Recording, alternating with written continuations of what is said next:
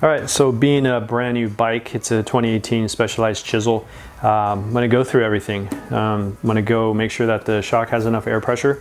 This one actually came with, this is the Chisel comp, I believe. So it came with a Shox Judy, which is pretty darn old school. That just reminds me of old school. There was 10, 15 years ago, probably plus. They looking good. They went back down to a 32 thickness diameter stanchion. If you jump up to like a REBOUND, it goes to a 34, gets a little thicker, so it's just stiffer, less movement, less vibration. But you know what, took it on a ride. I mean, this thing, it handles, it very supple. I just had to tighten up the compression, maybe 4 clicks tight, slow down the rebound a little bit, so it's a lot more stable. It's just not bouncy, you know, wanting to shoot you off the bike and stuff. So I'm going to do air pressure. It actually has a sticker on one of the back of the legs. It's going to be the left non-drive side leg. So air pressure for me, let's see here. I'm about, I don't know what I am. So we'll say 155. There's a range 140 to 160. That'll put me at 70 to 85 PSI. So 70 to 85 PSI. So I can play with that range. It puts you in the ballpark, you know. The other way to do this is like to sit on it, check your sag. We got a little red ring right here. But you know what? I'm not too worried about it. I actually rode it without even checking the air pressure and it felt pretty good, but we're gonna see what it is. So I got my little shock pump here. Careful when you thread this on. We don't want to strip anything. And then you'll know when it's tight enough when the dial, it'll fill with air and move. And then, so you don't wanna over tighten this guy. Boom, right there. And I just give it another smidge of tightening.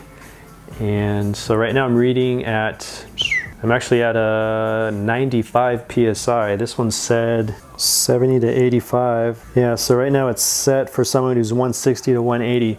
So you know what, I actually like the way it ran. So there's more air pressure than what this says what's for my weight, but I like it. So, and it all depends on your style of riding too, as well as your weight.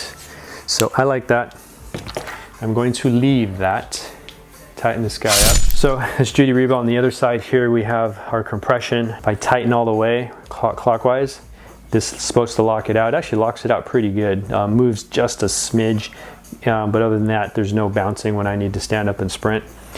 Press it forward, dial goes towards the front. This is actually pointed at 12 o'clock. This opens everything up. Compression's really easy. A lot of movement, so if I'm going to be going down a descent, maybe that's okay.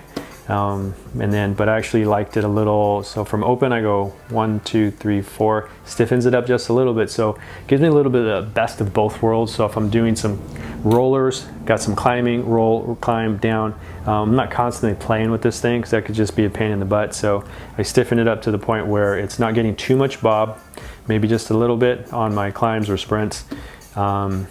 Usually on your climb, you get in a good tempo. You're not getting too much bounce here. Especially if your body's nice and centered.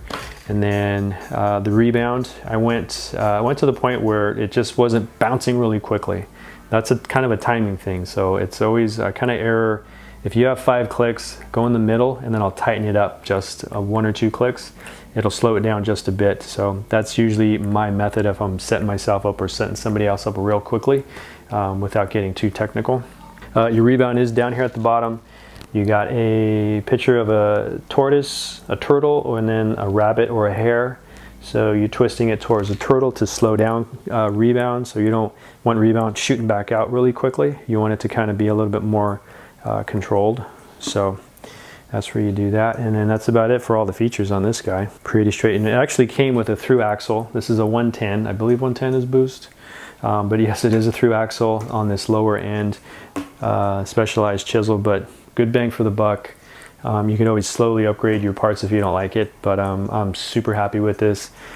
A couple water bottle cages, some new grips. I'm happy.